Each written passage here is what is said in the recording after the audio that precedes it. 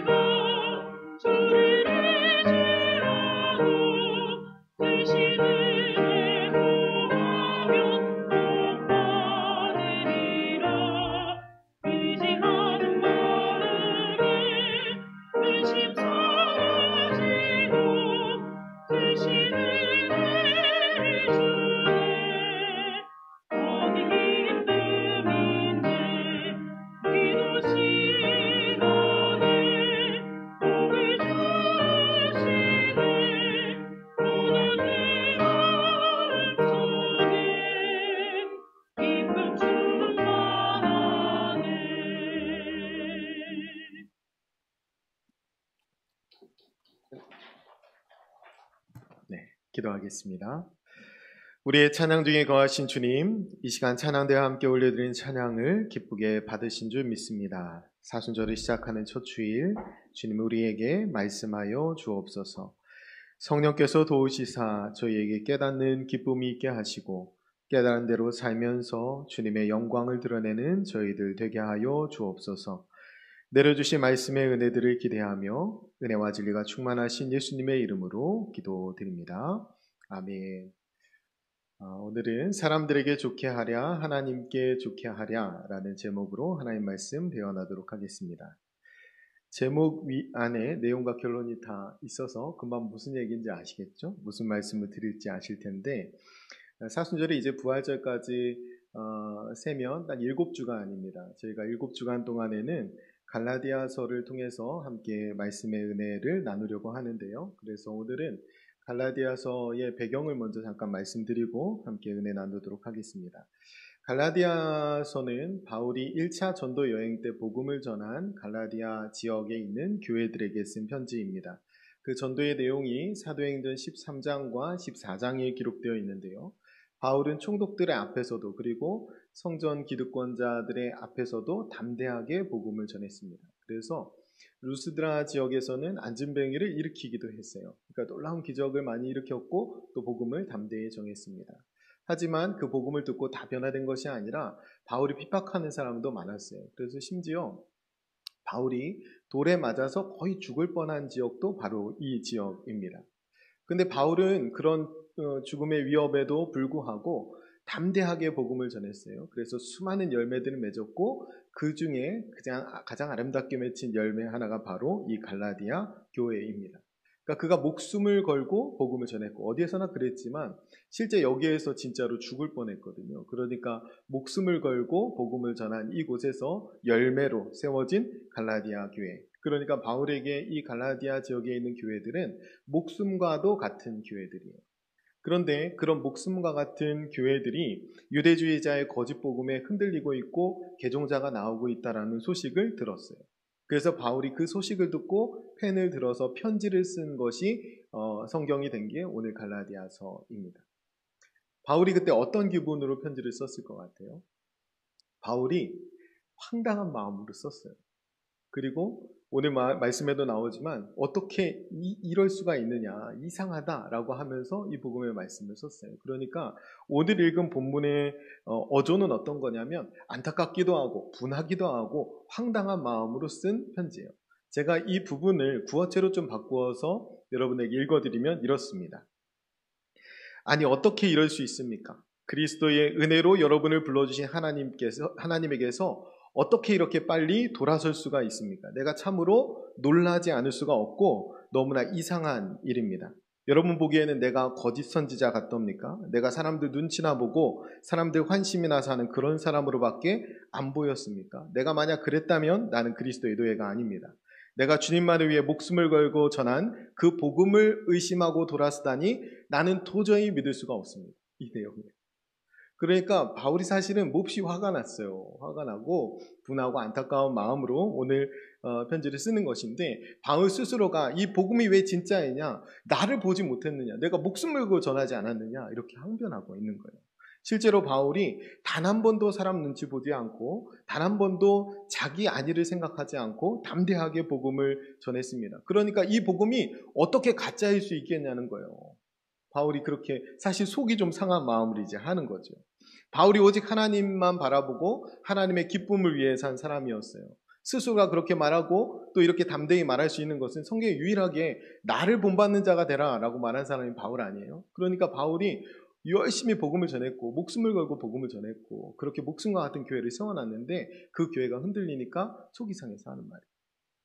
우리가 이것을 읽으면 도대체 왜 갈라디아 교인들은 이렇게 속히 다른 복음, 거짓 복음에 빠져버린 것일까? 이것이 큰 의문이에요. 사도 중에 가장 위대한 사도라고 할 수 있는 바울 아닙니까? 신약 성경의 절반 이상을 기록했어요. 그러니까 이 위대한 사도가 얼마나 잘 가르쳤겠으며 얼마나 복음을 명확하게 전했겠으며 또 얼마나 목숨을 걸고 세운 이 교회니까 얼마나 사랑이 있겠어요. 그런데 이 교인들이 왜 금세 속히 다른 복음, 거짓 복음에 빠져버린 걸까? 바울도 이거 이상하다고 생각하거든요. 이상하게 생각해요. 이렇게 빨리, 속히 거짓 복음, 다른 복음에 빠져버린 것. 여러분 복음은 분명합니다. 오늘 이분 자도님이 기도하셨을 때 오직 믿음으로 나아가게 해주십시오. 오직 십자가로 나아가게 해주십시오. 이렇게 기도했는데 그게 복음이에요. 복잡할 거 없습니다. 예수님 믿으면 구원받습니다. 십자가로 충분합니다. 그럼 이게 복음이에요.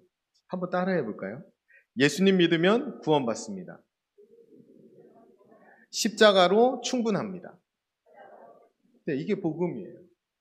이게 너무나 분명하고 명확하고 명징한 복음인데 이 복음을 들은 이 사람들이 분명하게 잘못 들었을 리가 없어요. 바울한테 들었기 때문에. 근데 왜 다른 복음이 생긴 것일까? 두 가지예요. 이유를 찾으면. 하나는 예수님 믿으면 구원받습니다. 이것이 복음인데 예수님으로 부족한 것 같은 거예요. 예수님 말고 다른 믿는 구석이 생기면 다른 복음이 들어옵니다. 여러분에게 그렇다는 거예요. 예수님으로는 좀 부족한 것 같아요. 세상에 살면서 현실은 좀 다르지. 세상에서 나를 보장하는, 내 생명을 보장하는, 내 앞길을 보장하는 다른 믿는 구석을 찾고 싶은 거예요.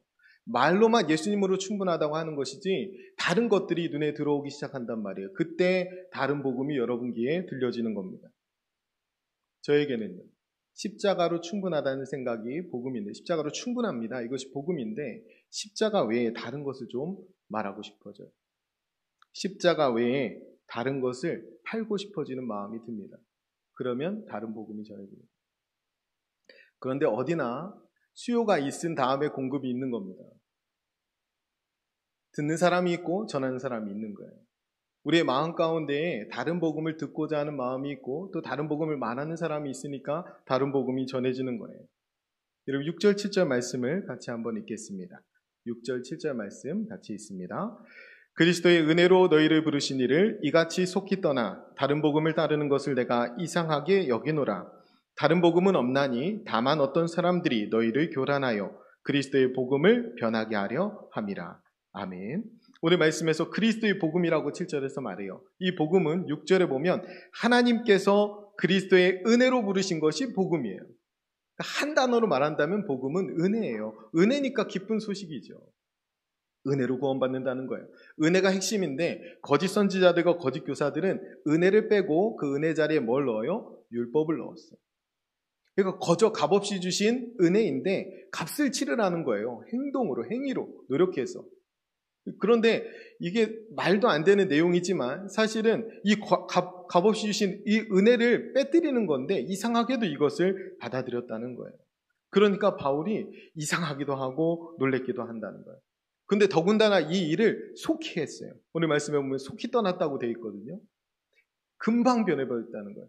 믿은 지 얼마 안 됐다는 이야기가 아니라 만약에 1차 여행 직후에 이 서신을 썼다면 3년 뒤고요. 만약에 3차 여행 지난 다음에 이 서신을 썼다면 10년 뒤예요. 꽤 오랜 시간이 지났는데, 그러니까 오랜 시간 믿었는데 속히 돌아섰다는 거예요. 다른 복음에. 그것을 이상하게 여긴 겁니다. 근데 초대교회만 그런 거 아니잖아요. 오늘날에도 10수년을 믿었다고 하더라도 속히 돌아서는 모습을 우리가 쉽게 볼 수 있습니다. 이단에 빠진 사람들, 거기에는 목사도 있고 장로도 있고 권사도 있고 집사도 있습니다. 청년들만 있는 거 아니에요. 오래 믿었는데 속히 돌아섭니다. 이게 정말 이상하잖아요. 도대체 왜 그런 것 같으세요? 거기에 가면 뭔가 신묘막측한 은혜가 있습니까? 거기에 가면 뭔가 심오한 진리가 있어요? 대부분 성경 공부하다가 빠져드는 경우가 많잖아요. 거기에 가면 2000년 기독교 역사가 가르쳐 온 것보다 더 높고 더 깊은 심오한 진리가 있습니까? 복음은 복잡하지 않아요. 여러분이 현혹되지 않았으면 좋겠습니다. 복음은 분명하고 단순합니다. 복음은 헬라인이나 유대인이나 남자나 여자나 종이나 자유인이나 모두가 듣고 쉽게 알 수 있는 복음이에요. 그래서 남녀노소 빈부귀천 누구나 들으면 쉽게 이해할 만한 그런 내용이었습니다. 더 심오한 진리가 필요하지 않아요. 제가 좀 풀어서 말씀드리면 하나님께서 예수님을 우리에게 보내주셨어요. 하나뿐인 아들 예수 그리스도를 십자가에 내어주심으로 그분께서 우리의 죄를 대신 감당해 죽어주셨습니다. 이 사실 모르는 분 계세요? 우리 주님께서 대신 죽어주셨어요. 그리고 우리가 그 예수님을 믿기만 하면 그 십자가의 공로를 의지하기만 하면 하나님이 우리 죄를 사하시고 우리를 하나님의 자녀로 삼아주십니다. 이것이 복음이에요. 이거보다 더 심오한 진리가 필요합니까? 근데 우리는 여기에 뭔가를 더 보태고 싶거나 뭔가를 빼고 싶다는 거예요. 우리가 예수님 대신에 다른 것을 더하면 그럼 다른 복음이 됩니다. 십자가를 두고 십자가를 빼버리면 다른 복음이 되는 거예요. 예수님 위에 예수님 자리에 올라앉은 다른 누군가가 있으면 그것은 말할 필요도 없이 이단이에요. 십자가를 강조하지 않고 자기 부인이 전혀 없는 종교는 고등 종교가 아니에요. 하등 종교이지. 그것을 이단 사입이라고 하는 것입니다. 그런데 우리는 십자가가 없는데도 십자가로 충분한 것이 십자가의 공로를 의지하는 것이 복음인데 십자가가 없는데도 현혹되고 한다는 거예요. 복음에 다른 것을 보태지 마십시오. 복음에 다른 것을 덜어내지 마십시오. 오직 예수님으로 충분합니다. 오직 십자가로 충분합니다. 예수님만 믿고 십자가만 붙드는 저와 여러분 되시기를 간절히 축원드립니다. 우리가 8절 9절 말씀 같이 읽겠습니다. 8절 9절 같이 읽습니다. 그러나 우리나 혹은 하늘로부터 온 천사라도 우리가 너희에게 전한 복음 외에 다른 복음을 전하면 저주를 받을지어다. 우리가 전에 말하였거니와 내가 지금 다시 말하노니 만일 누구든지 너희가 받은 것 외에 다른 복음을 전하면 저주를 받을지어다.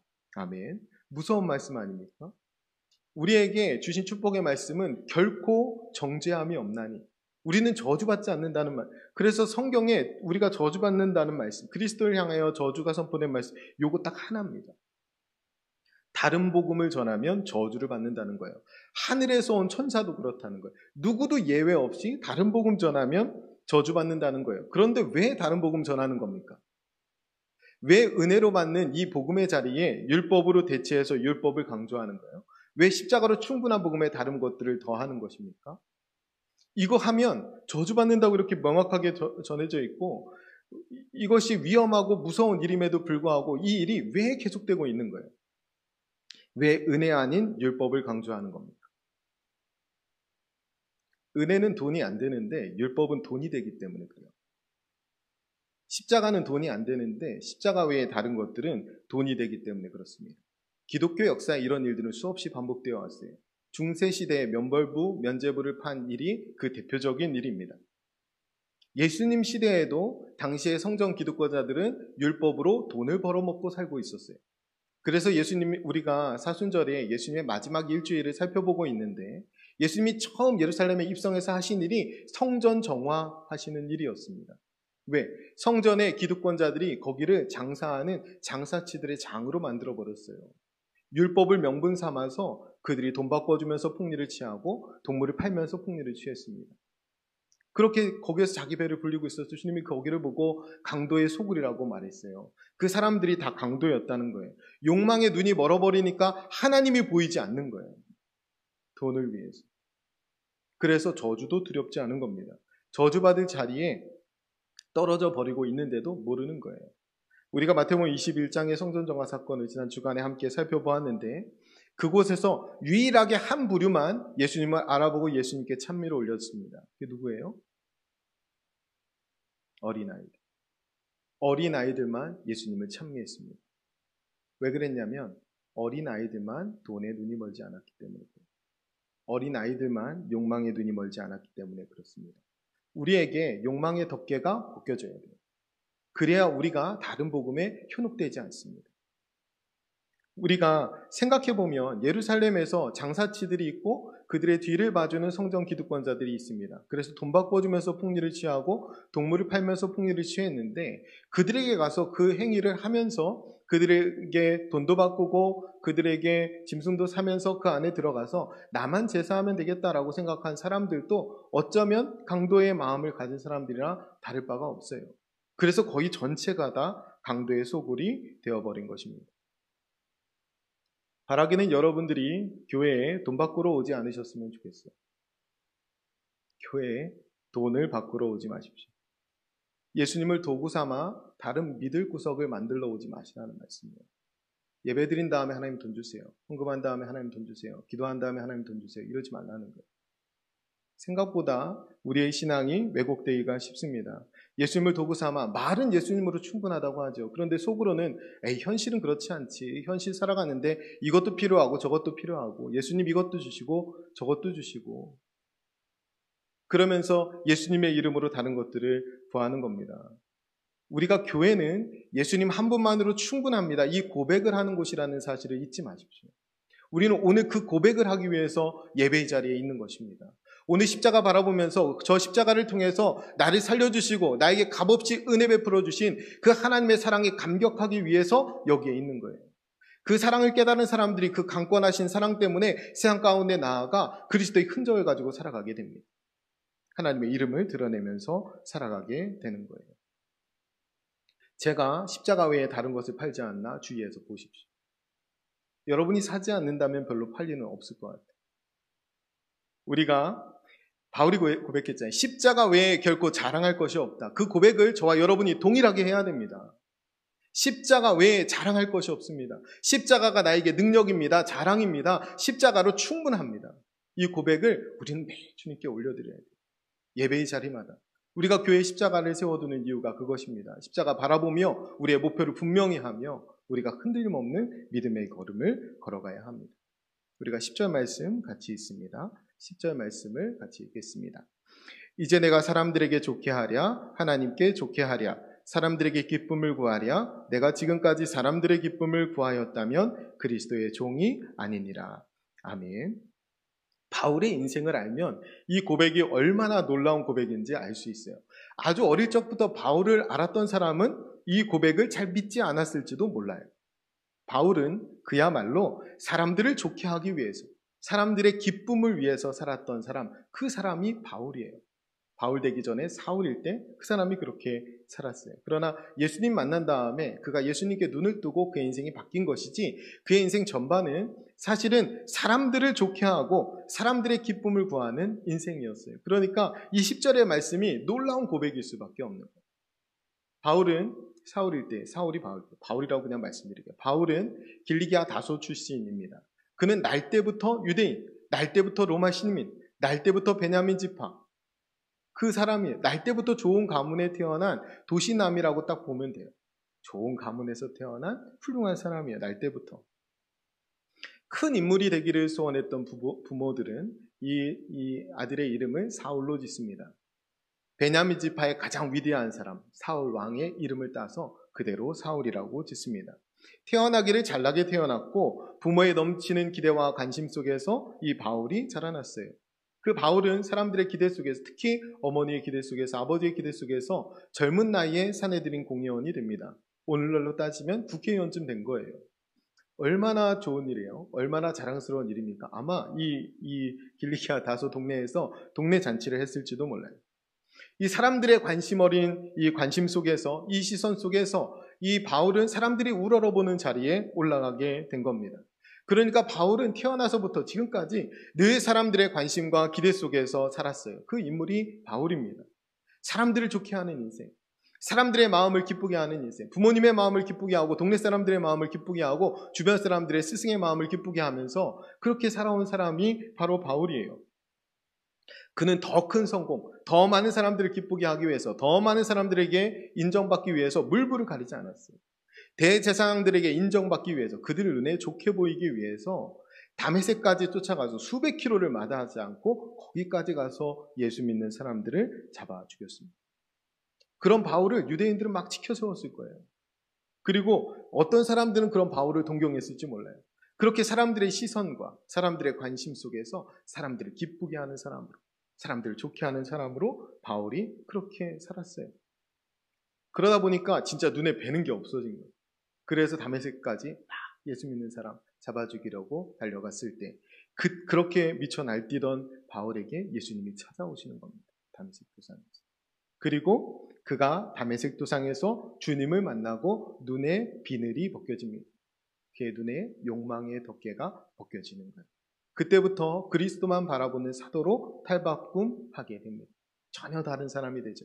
사람을 좋게 하던 사람에서 이제는 하나님만 좋게 하는 사람으로 바뀌게 되는 거예요. 사람을 기쁘게 했던 사람에서 이제 하나님만 기쁘게 하는 사람으로 뒤바뀌어지게 된 겁니다. 그런데 문제는 그렇게 변화됐는데 갈 데가 없어요. 그렇게 완전히 변화됐는데 갈 데가 없어요. 유대인에게로 돌아가려고 했더니 이미 배신자가 됐으니까 돌아갈 수가 없고, 예수 믿는 그리스도인들에게 가려고 했더니 이들을 잡아 죽인 사람을 도대체 믿을 수가 없는 거예요. 위장으로 오는 것인지 진짜 회심한 것인지. 그래서 어디에서도 이 바울을 받아주지 않았습니다. 그 바울이 갈 수 있는 곳은 사람이 아무도 없는 아라비아 사막밖에 없었어요. 그래서 그 사막에서 3년의 시간을 보냅니다. 이 3년의 시간은 예수님이 광야에서 시험당한 시간과 이스라엘 백성들이 광야에서 시험당한 시간과 비슷하다고 생각합니다. 하나님만 바라보는 훈련을 받은 것이죠. 그렇게 3년 동안 아라비아 광야에서 사람 아무도 보지 않고 하나님만 바라보는 훈련을 받아요. 그런데 그 3년이 지나고 왔는데 그래도 갈 데가 없어요. 그래서 어디로 가냐면 고향 다소로 돌아갑니다. 다소가 어디예요? 제가 아까 말씀드렸죠. 동네 잔치했을지도 모른다고. 사울이 막 사람들의 시선 속에서 살았던 그 지역이 바로 다소입니다. 거기에 가서 바울이 10년 동안 치과해요. 그냥 고향에 내려가서 낙향해서 10년 동안 초라하게 살았다는 거예요. 사람들이 보기에는 바울은 어떤 사람이냐면 누구보다도 실패하고 누구보다도 초라하고 누구보다도 불쌍한 인생이에요. 여기저기 다 왕따 당하는 인생으로 보였을 겁니다. 사람들이 보기에는 그렇지. 하나님은 사람들의 시선을 이렇게 다 걷어가 버리셨어요. 그리고 의지할 사람이 아무도 없는 상황 가운데로 바울을 몰아가셨습니다. 그리고 끝끝내 하나님만 바라보는 사람으로 세워주십니다. 그래서 한 번도 뒤돌아보지 않는 위대한 사도로 그의 사역을 끝까지 걸어갈 수 있어요. 그 훈련의 시간이 13년이었다는 거예요. 그 13년 동안 하나님은 바울을 위대한 사도로 그리스도의 종의 면모를 갖출 수 있도록 변화시키는 거예요. 그래서 사람들을 좋게 하는 인생에서 하나님께 좋게 하는 인생으로 바뀝니다. 사람들을 기쁘게 했던 인생에서 하나님을 기쁘게 하는 인생으로 바뀐 거예요. 그 바뀐 고백으로 오늘 10절 말씀을 하는 겁니다. 우리가 세상을 뒤로하고 오늘 주일에서 하나님 앞에 나와 예배하는 이유도 이것이에요.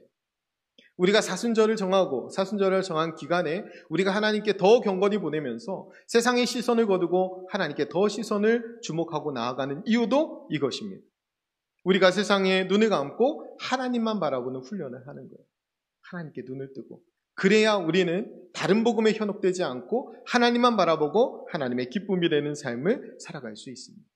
하나님이 우리에게 이런 은혜 주시고 또 이런 은혜 가운데 걸어가는 우리의 길에 하나님이 동행해 주실 줄을 믿습니다.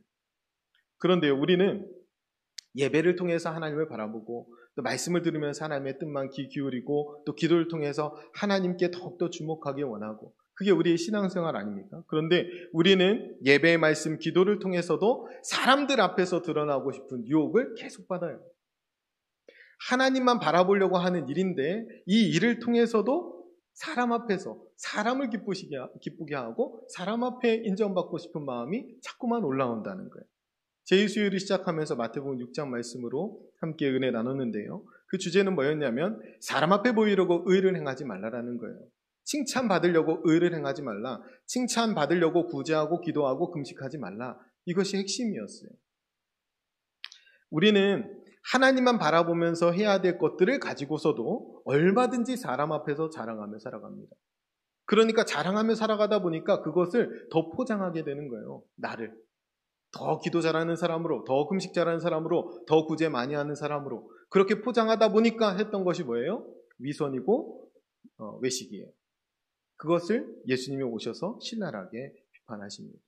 사순절을 시작하면서 말씀을 묵상하면서 저에게 주신 하나님의 강한 말씀은 뭐냐면 하나님 앞에서 하라는 거예요. 신앙생활을.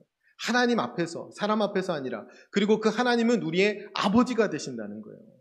하나님 아버지 앞에서 자유롭지만 그분만을 바라보면서 신앙생활을 하라는 거예요. 그것을 훈련하는 기간으로 삼으라는 말씀을 주셨어요. 우리가 하나님만 바라보는 시간으로 정했으면 좋겠습니다. 우리가 주일에 예배할 때는 하나님만 바라봐야 돼요. 다른 기대와 보상을 가지고 나오시면 안 됩니다. 우리가 사순절을 지날 때도 사람의 시선을 바라보지 마시고 세상의 가치를 뒤로하고 오직 하나님만 바라보는 그런 사순절이 되어야 합니다. 우리의 일상에 그것이 훈련되어야 돼요. 새벽에 기도하는 것은 하루의 첫 시간을 주님께 드리기 위함이지 내가 원하는 것을 취하기 위함이 아니에요. 하루의 첫 시선과 첫 음성을 주님께 떼고 싶은 겁니다. 하루를 하나님이 허락해 주셨는데 그 하루를 하나님과 함께 걸어가고 싶은 거예요. 그 마음이 있는 사람은 기도하지 않겠습니까? 매일 먹는 밥이지만 그 하나님이 주신 거라는 확신을 가지고 살아가는 사람들, 하나님의 주권을 인정하는 사람들은 일용할 양식에도 감사를 담습니다. 당연한 거 아니겠어요? 우리가 하나님과 동행하고 매 순간 하나님이 인도하시고 내가 하나님을 위한 인생을 산다고 고백하는 사람들은 저녁에 하루를 마칠 때 그 하루를 돌아보면서 기도하지 않을 수 없습니다. 내가 하나님 앞에서 하나님이 허락하신 시간들을 살아왔는데 혹여라도 하나님 앞에 부끄러운 모습은 없었는지 돌아보게 되는 거예요. 그렇게 우리의 일상에서 하나님 중심으로 신앙이 변화되어야 되는 것입니다. 바라기는 근본 사순절 기간이 하나님만 바라보는 훈련의 기간이 되었으면 좋겠습니다. 예수님의 삶을 되짚어 볼 때 예수님만 바라보며 십자가를 깊이 묵상하며 나아갈 때 하나님만 기쁘시게 해드리는 저와 여러분 되시기를 간절히 축원드립니다. 결론으로 말씀드릴게요. 결론 아까 말씀드렸지만 제목에 다 있어요. 여러분 사람들을 좋게 하시겠어요? 하나님께 좋게 하시겠어요? 하나님을 좋게 하세요. 우리는 하나님의 기쁨이 되어야 됩니다. 그것이 우리의 삶의 목적이에요. 하나님 편에 서서 하나님을 먼저 바라보고 하나님을 위한 삶을 살아야 합니다. 그것이 우리의 목적이기도 하지만 그것이 우리의 삶의 행복입니다. 가장 큰 기쁨이에요. 그 기쁨을 누리면서 살아가야 합니다. 하나님은 우리에게 이미 생명길을 열어주셨어요. 복음이 너무 쉽습니다. 은혜로 열어주셨어요. 우리는 아무것도 한 게 없는데 이미 생명길에 들어서 버렸어요. 그러면서 주님 말씀하시기를 생명길을 걷는 자에게는 충만한 기쁨과 영원한 즐거움이 보장되어 있다고 말씀합니다. 그러니까 우리는 그 길을 걸어가면서 예수님만 바라보고 십자가만 붙들고 걸어가는 길이 가장 행복한 길이에요. 여러분들이 그 행복한 길을 걸어갈 수 있었으면 좋겠습니다. 사람으로부터 왕따 당해도, 사람으로부터 오해받고 박해받고 수없이 죽을 고비를 넘기면서도 하나님 편에 서서 주신 은혜와 행복을 결코 빼앗기지 않았던 바울은 이 갈라디아서를 기록하고 오늘 이 기록한 갈라디아서의 제일 마지막에 가면 이렇게 고백합니다. 내가 내 몸에 그리스도의 흔적을 지니고 있노라. 이것이 바울의 고백이에요. 그리고 그 그리스도의 흔적은 말씀이 되어 전 유럽을 변화시켰고 그 말씀이 오늘도 우리의 가슴을 뜨겁게 하는 겁니다. 우리가 한순간에 날아갈 사람들의 평가 이목에 주목하지 않았으면 좋겠습니다. 우리는 영원하신 하나님 앞에서 신앙생활을 하는 겁니다. 영원한 나라를 바라보면서 살아가는 겁니다. 우리가 영원하신 하나님께 주목하고 그 하나님을 바라보며 살아갈 때 반드시 우리 안에 그리스도의 흔적이 나타나게 될 겁니다.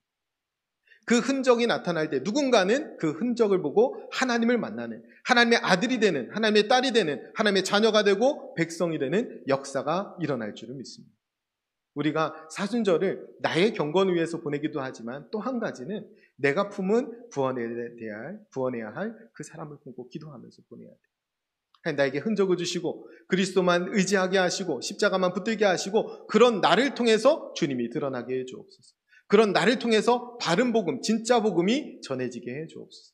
그렇게 기도하면서 경건하게 또 능력 있게 보내는 사순절 되시기를 간절히 축원드립니다. 기도하겠습니다. 예수님 믿으면 구원받습니다. 십자가로 충분합니다. 이것이 복음이에요. 우리가 하나님 예수님만 믿고 십자가만 붙드는 참된 그리스도인이 되게 하여 주옵소서.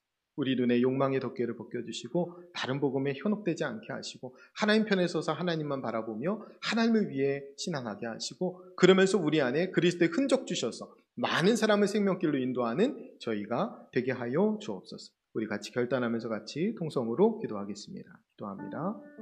그대로 오신 아버지 하나님 감사합니다. 하나님 우리가 분명한 복음을 들었고 복음의 은혜 가운데 살아감에도 불구하고 끊임없이 우리가 죄악된 자로 떨어질 때 있고 다른 복음에 현혹되어 살아갈 때가 너무나 많이 있습니다. 아버지 하나님 예수님만 믿으면 구원받습니다. 십자가로 충분합니다. 하나님 이 복음의 고백을 하나님 저희들 잃어버리지 않게 도와주시옵소서. 우리가 예배의 자리에 나올 때 예수님 한 분만으로 충분합니다. 이 고백 올려드리기 위하여 예배의 자리에 있는 자들 되게 하여 주시옵소서. 하나님 십자가 위에 더 구할 것도 없고 십자가 위에 더 자랑할 것도 없는 천국 백성이 되었습니다. 아버지 세상의 가치와 방식에 휘둘리지 않게 하시고 십자가의 가치와 방식에 따라 살아가는 믿음의 백성들이 되게 하여 주시옵소서. 아버지 우리 눈에 있는 욕망의 덮개를 벗겨내어 주시옵소서. 아버지 잘못된 것들을 바라보며 잘못된 가치와 목적에 끌려 살아가지 않게 하시고 하나님이 우리에게 보여주신 하나님의 나라 그 영원한 본향을 향하여 믿음의 걸음을 잘 걸어가는 주 백성들이 되게 하여 주시옵소서. 하나님의 편에 서서 하나님만 바라보며 하나님을 위한 삶을 살아드리는 저희들이 되게 하여 주옵소서. 바울이 그랬던 것처럼 오직 예수님만 드러내고 오직 십자가만 자랑하는 우리의 삶 가운데 그리스도의 흔적이 나타나는 줄을 믿습니다. 아버지 이 사순절에 아버지 주님 훈련하는 저희들 되게 하시고 그리스도의 흔적이 나타나는 저희들 되게 도와주셔서 저희의 삶을 통하여 저희 주변의 사람들이 예수님 믿게 도와주시고 예수님 만나게 도와주시고 복음을 듣게 도와주시고 그들도 생명으로 풍성히 거하는 그 은혜의 역사가 나타나게 도와주시옵소서. 이 사순절 기간에 하나님 우리 가운데 충만하게 역사하여 주셔서 그리스도의 마지막 한 주간을 우리가 살펴보며 함께 걸어갈 때 우리 안에 십자가의 은혜 주시고 우리가 이 땅 가운데 십자가만 드러내는 참된 그리스도인 될 수 있도록 아버지 축복하여 주시옵소서. 우리의 걸음을 복되게 인도하여 주시옵소서. 하나님 아버지 하나뿐인 아들 예수 그리스도를 십자가에 내어주심으로 우리를 구원해 주신 은혜에 감사드립니다. 예수님 한 분만으로 만족한 삶을 살게 해 주옵소서. 십자가만 자랑하고 드러내는 삶으로 저희를 인도해 주옵소서. 사순절을 경건하게 보내게 하시고 우리는 욕망의 덮개를 벗겨내 주옵소서. 다른 복음에 현혹되지 않게 하시고 오직 하나님만 바라보며 십자가의 가치와 방식을 따라 하나님을 위한 삶을 살아드리는 저희들이 되게 하여 주옵소서. 그러할 때 우리 삶에 그리스도의 십자가의 흔적이 드러나게 하시고 그 흔적을 통해 주님의 복음이 우리 주변 사람들에게 전해지는 복을 허락하여 주옵소서. 이 사순절에 주님께서 우리와 함께 동행해 주시고 십자가의 더 깊은 은혜를 깨닫게 해주시며 십자가만 드러나는 복된 삶으로 우리를 인도해 주실 것을 믿으며 살아계신 예수님의 이름으로 기도드립니다. 아멘.